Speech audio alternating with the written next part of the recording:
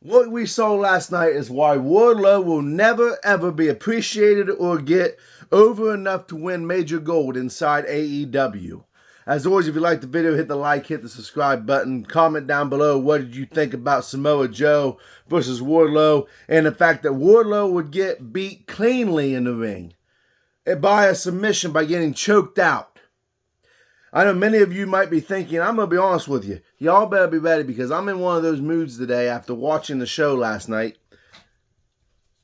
Y'all thought I'd probably be talking about Mercedes Moné, but I'm not going to talk about the female version of CM Punk, who it's all good times until she doesn't get away, and then she's going to be nothing but drama and crying, and she will leave the AEW company upset.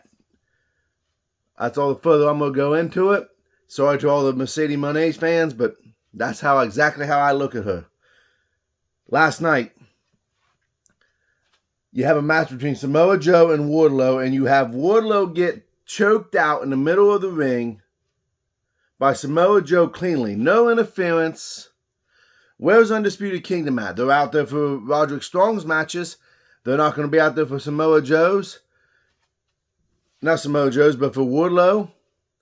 You have a match that had hardly any build to it, that he built himself up, that he was going to dominate, that he was going to do all these different things. As a matter of fact, I made a video talking about how many good points in which he made. They had a story there that if they just would have took the time to tell, you could have got to the next pay-per-view. You could have gotten to the next thing. With Swerve Strickland getting the momentum in which he's getting, Samoa Joe is a gray babyface heel. You have Wardlow, who the fans were booing. He's a heel. Now, what my complaint is not so much that I'm a Wardlow mork, but it's because there was no build up to this match hardly at all. He goes in and wins at Revolution in the 8-man chaos match. And then you have him come out 1 week later, stand at the end of the stand at the start of the ramp, looking at Samoa Joe, and the match gets made. Then you make it the second flipping match, well, the first match, but the second segment on Dynamite, because you had to have Mercedes Moné come out and be the opening person. And then you have him get choked out cleanly in the ring. Wardlow didn't get over. Samoa Joe didn't bury him. But this is a classic rendition of Tony Khan doesn't know how to book consistently. More or less, they put the match card together, said, here you guys go, you're all going to enjoy it. Where's the substance? Where's the things that makes you invest into the storyline?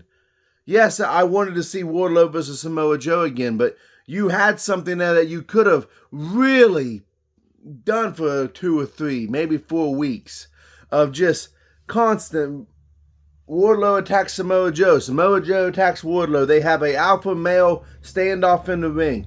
All the things that you could have done, and you blew your load, you blew right through it. 2 weeks. Tops, after he had already won the match. The 8-man chaos match. You had him come out cutting these fiery promos. Laying down the law. Getting me all pumped up. And then you do what you done to him in the past. You completely and utterly demolished everything you had built. Why would you have him? And some of you, it's not all about winning and going over, and they can still have a feud after this match. How can you have a feud after getting beat cleanly in the ring and being choked out? Wardlow has no gripe. He took his shot and he missed. There's no gripe. There's no way for him to get back into the title picture. None. Not from a logical standpoint. End of the line, bucko. That's where you're heading. I'm going to be honest with you. I've been being honest with you. You can sit there and say I'm being a whiner, all these different things. But this is the problem I have with AEW. They blow through everything so quickly, they don't give it time to build or breathe. Unless you're John Moxley or Bryan Danielson or probably a Mercedes Moné.